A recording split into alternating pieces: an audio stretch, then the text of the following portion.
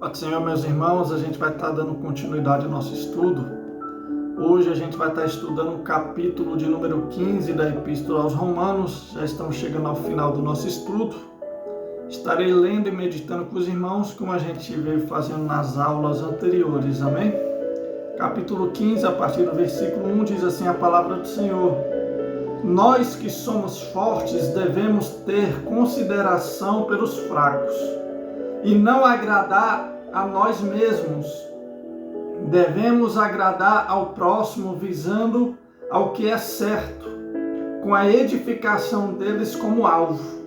Ou seja, aqui está sendo o mesmo conteúdo, do capítulo 14, sobre a edificação do nosso próximo. Nós que já temos mais experiência na fé, uma força maior, um conhecimento maior na palavra, temos a responsabilidade de fortalecer os fracos, de tentar auxiliar, na permanência daqueles que se encontram fracos na fé, a permanecer na fé.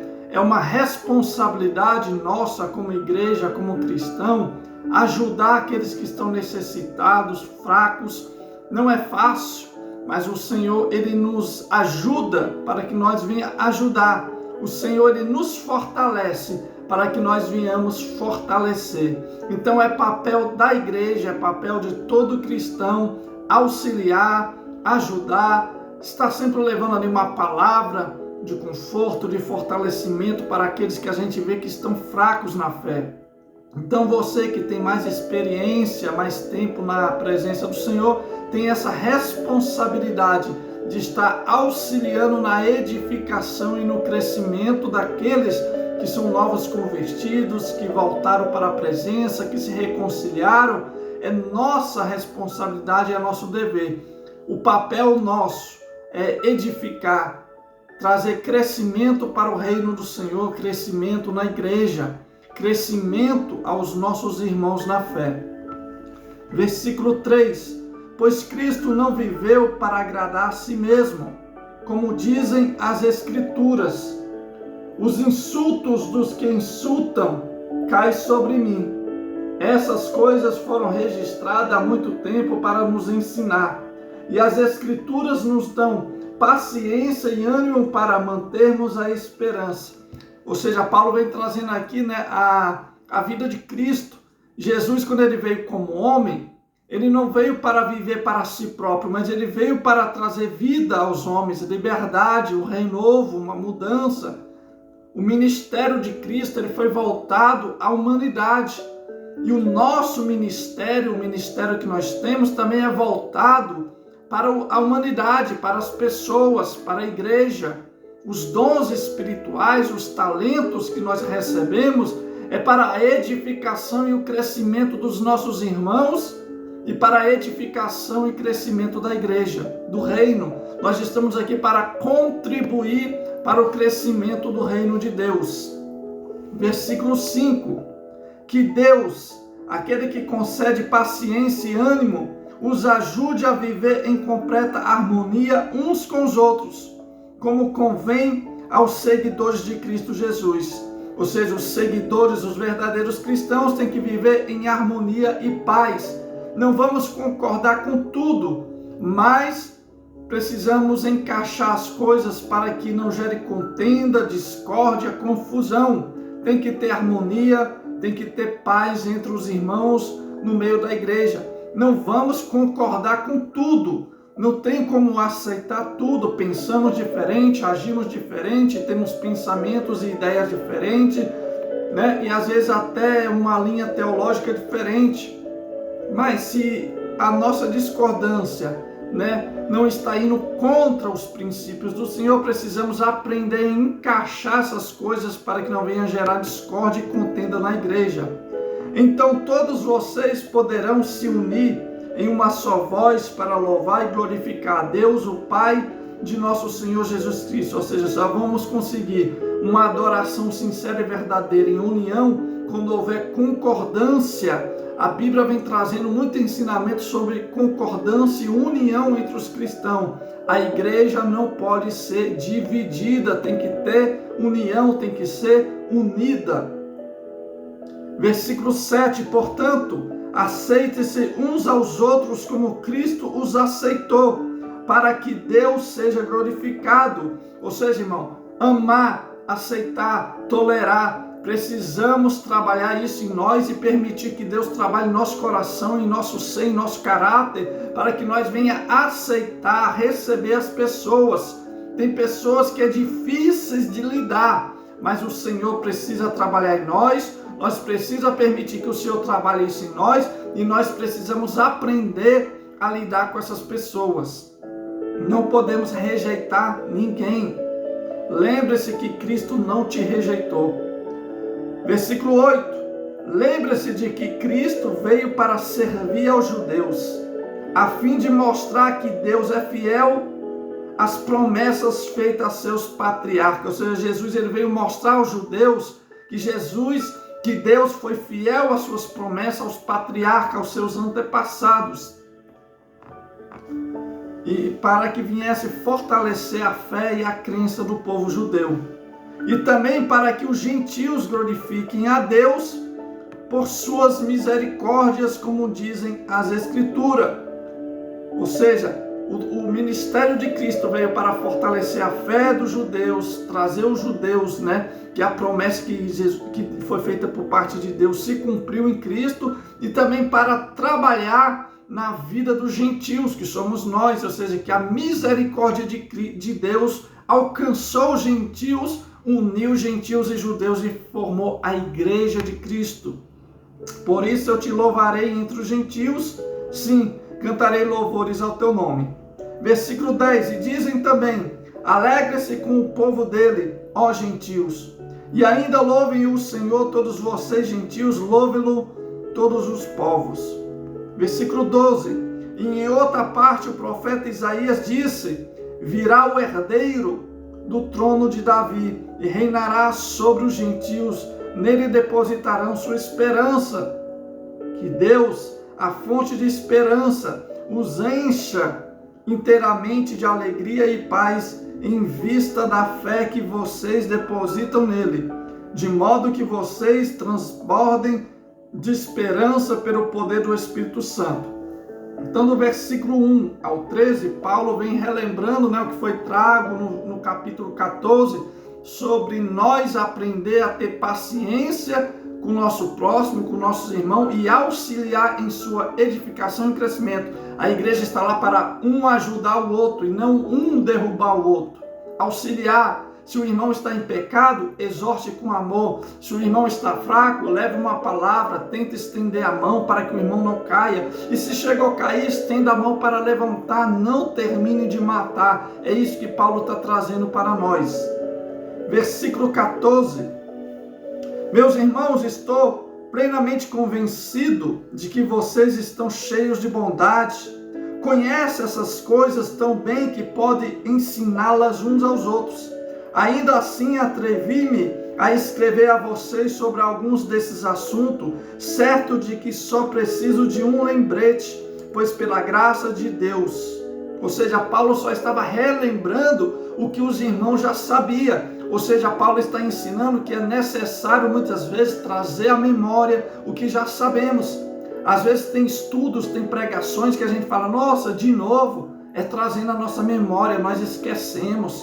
E às vezes é bom trazer a memória para um fortalecimento da nossa fé, relembrar das promessas de Deus, trazer à nossa memória o que Deus já fez no passado, para que nos momentos difíceis nós não venhamos esquecer o que Deus fez, mas que venha trazer um bálsamo e um refrigério para a nossa alma. Então, irmão, tem mensagens que é necessário repetir, tem estudo que é necessário repetir para trazer à nossa memória o que nós já sabemos, e às vezes pela nossa falha humana, pela nossa limitação, a gente acaba esquecendo. Pois pela graça de Deus, versículo 16, sou um mensageiro da parte de Cristo Jesus a vocês, os gentios, anuncio-lhes as boas novas para que se tornem oferta aceitável a Deus, separadas pelo Espírito Santo. Ou seja, Paulo está falando que é um mensageiro separado com o propósito de levar o evangelho aos gentios, para que eles viessem ser uma oferta aceitável a Deus. Porque, irmão, a oferta que é aceitável e a oferta que não é aceitável, a gente pode ver isso na história de Caim e Abel, que Deus aceitou a oferta de Abel, mas rejeitou a de Caim. E a gente precisa analisar, Deus está aceitando a nossa oferta? A nossa oferta, o nosso louvor está sendo aceito por Deus ou não? Precisamos estar atento a isso, porque não é só o ato de ofertar, mas Deus está aceitando? Versículo 17, tenho motivos, portanto, para me entusiasmar com o que Cristo Jesus tem feito por meio de meu serviço a Deus. E, no entanto, não ouso me vangloriar de nada, exceto do que Cristo fez por meu intermédio, a fim de conduzir os gentios a Deus, por minha mensagem e pelo meu trabalho. Ou seja, Paulo está falando assim, eu até que teria motivo para me vangloriar pelo trabalho que eu fiz e através da minha vida, do meu ministério, que Deus fez, mas jamais vou fazer isso, porque toda honra e toda glória é para Deus. Ou seja, Paulo está ensinando nós que mesmo que Deus nos use poderosamente, realize coisas grandes através de nós, do nosso ministério, não é motivo para se vangloriar e ser orgulhoso, mas que toda honra e glória seja direcionada a Deus, porque quem faz é Ele. E se eu e você consegue realizar algo, é porque Ele está fazendo, Ele nos capacitou. Então toda glória e honra é para Deus e não para nós. É isso que Paulo está ensinando. Paulo foi um grande homem de Deus, mas jamais ele permitiu, que esse orgulho viesse tomar conta. Ele sempre se humilhou e falou, tudo que foi feito através da minha vida ou do meu ministério, foi Deus que fez. Versículo 19, convencendo-os pelo poder de sinais e maravilhas e pelo poder do Espírito Santo de Deus. Assim apresentei plenamente as boas novas de Cristo desde Jerusalém até o Lírico. Sempre me propus a anunciar as boas novas, onde o nome de Cristo nunca foi ouvido, para não construir sobre a alicerce alheia. Ou seja, Paulo vem trazendo que a sua mensagem era acompanhada de milagres e prodígios. Ou seja, irmãos, às vezes é necessário milagres e prodígios. Então a igreja tem que buscar sim os dons, para que isso também venha fazer parte da mensagem das boas novas. A gente vê que Jesus pregava e milagres aconteciam. Os apóstolos, os discípulos pregavam, milagres e prodígios aconteciam. Então, assim, é necessário também milagres e prodígios também em nosso meio. E nós, como igreja, precisamos buscar por isso. Essa é uma maneira de edificar, de despertar a nossa fé. E sempre propus anunciar as boas novas, onde o nome de Cristo nunca foi ouvido, para não construir sobre a alicerce alheia. Ou seja, Paulo ele procurava pregar aonde o evangelho nunca tinha chegado.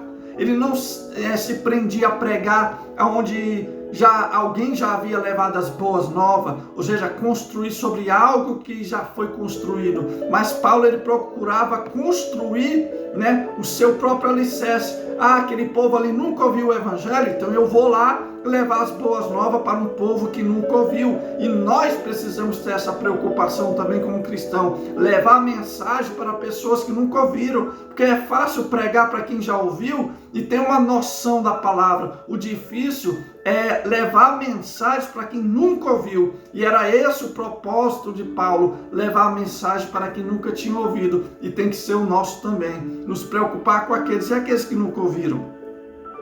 Versículo 27, pois, conforme diz as Escrituras, aqueles aos quais ele nunca foi anunciado verão, e os que nunca ouviram falar dele entenderão. Aqui está falando dos gentios, do povo gentios, que seriam alcançados pela mensagem do Evangelho. Versículo 22, e por isso, aliás, que há tanto tempo tenho adiado minha visita a vocês, porque estava pregando a esses lugares. Ou seja, Paulo queria visitar os romanos, mas adiou a sua viagem. Por quê? Porque ele estava pregando a povos que nunca tinham ouvido falar do reino de Deus. Ele estava levando o reino de Deus para esses povos, para essas nações, para depois visitar a igreja em Roma que já tinha recebido a mensagem.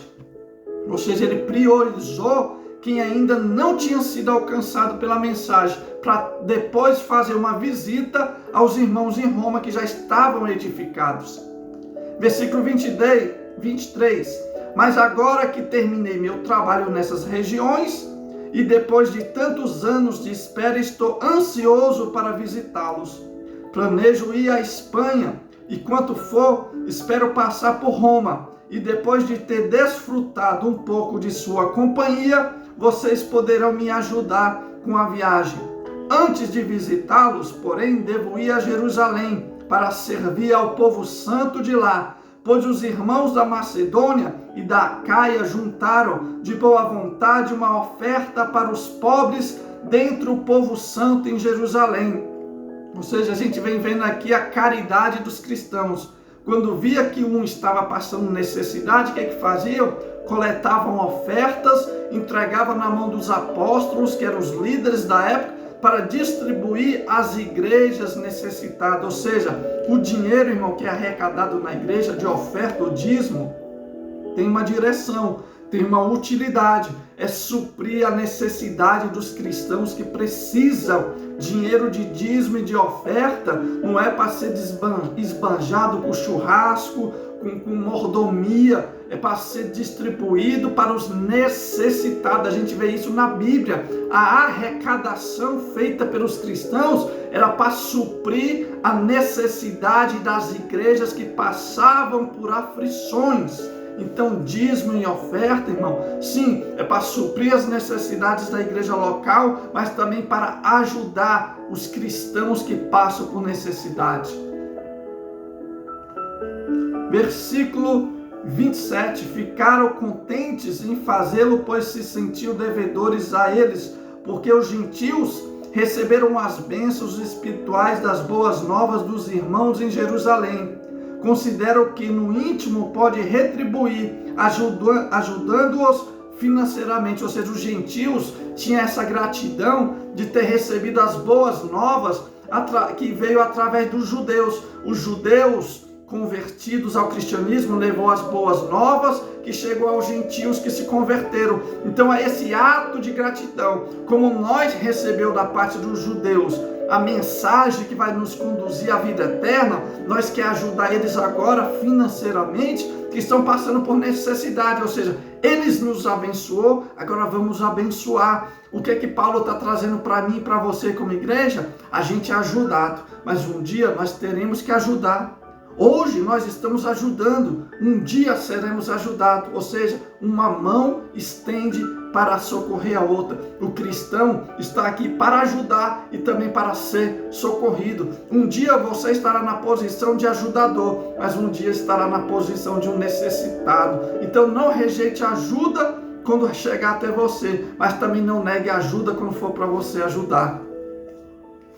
Assim que eu tiver entregado o dinheiro e completado essa boa ação dos gentios, irei à Espanha visitar vocês de passagem. Estou certo de que, quando for, Cristo abençoará ricamente nosso tempo juntos.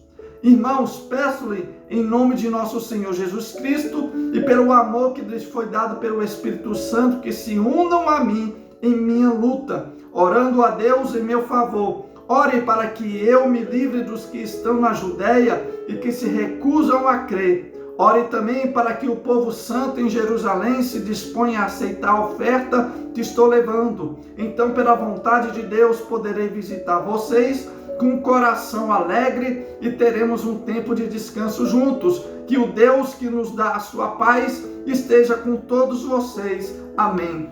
Paulo pedindo uma ajuda em oração aos cristãos. Irmãos, o homem pode ser o homem mais usado por Deus, ele precisa das nossas orações. Pode ser o cristão que tem dons, que é usado poderosamente nessa terra, ele depende das nossas orações. A gente vê Paulo pedindo ajuda em oração para que ele conseguisse vencer as barreiras e as dificuldades. Por quê? Porque ele era muito perseguido pelos religiosos, pelos judeus não convertidos, que perseguiam o cristianismo na época. Então Paulo ele vinha aqui, ore por mim, para que aqueles que ainda não creram no cristianismo não venha ser barreira. Ore para que os irmãos em Jerusalém não venham rejeitar a oferta que os gentios estão mandando, mas que venha receber de boa vontade e de bom grado, para que eu, com uma alma tranquila, com uma missão cumprida, possa ir até a Espanha, até Roma, visitar vocês e poder desfrutar de um tempo de paz com vocês, para que nós venhamos edificar o outro com uma mensagem. Amém? É isso que Paulo vem deixando aqui no capítulo 15, né? Que aqui do versículo 1 até o versículo 13, a gente vê a prática de ajudar e edificar os outros irmãos. E do versículo 14 ao 22, o propósito, né, na carta, ele trazendo aqui a explicação do propósito desta carta, dessa epístola. E do versículo 23 até o 32, os planos de Paulo de ir visitar os irmãos em Roma, que era um dos seus sonhos, um dos seus desejos e vontades, que era visitar a igreja em Roma. Deixo aqui esta aula, o capítulo 15, e em breve estaremos aí postando o capítulo 16, o último capítulo desse estudo tão abençoado da Epístola aos Romanos. Que Deus abençoe você e que esses estudos venham estar te edificando e te fortalecendo. Obrigado pela sua participação e até a próxima aula e Deus te abençoe.